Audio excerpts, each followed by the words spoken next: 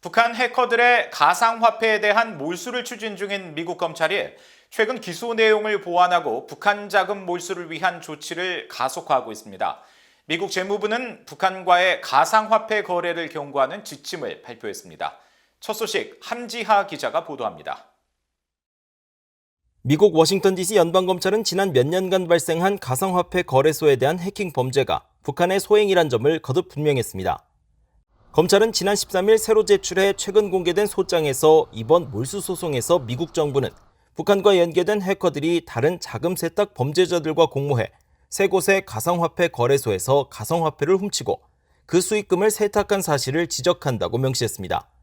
또 별도로 제출된 또 다른 소장에도 북한 연계 해커들이 피해를 입힌 가상화폐 거래소가 4곳이라고 지적한 뒤 앞선 소장과 동일한 내용을 적시했습니다. 연방검찰은 소장 2곳 모두에 이들 해커들의 범죄 행위가 가상화폐를 훔치고 세탁하기 위한 북한의 더 큰 모의의 일부분이라고 밝혔습니다.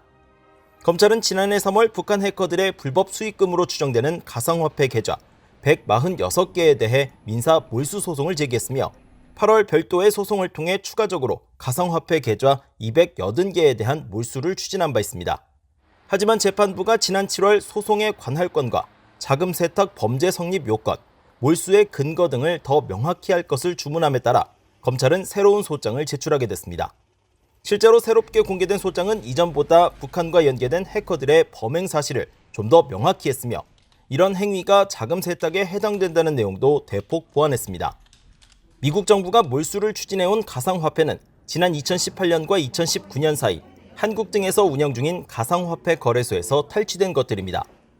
일례로 한국 소재 가상화폐 거래소는 2018년 말 1,777 비트코인과 이더리움의 21만 8천 이더, 9,999만 도지코인 등 약 2억 3,433만 달러어치의 가상화폐를 북한 해커들에게 절취당했고 2019년 11월에는 또 다른 한국의 가상화폐 거래소가 4,850만 달러어치의 도난 피해를 입었습니다. 이런 가운데 재무부 해외자산통제실은 가상화폐 업계를 위한 제재 준수를 제목으로 한 지침서를 발표하고 북한 등 미국의 제재 국가들과의 가상화폐 거래가 금지된다는 사실을 거듭 확인했습니다.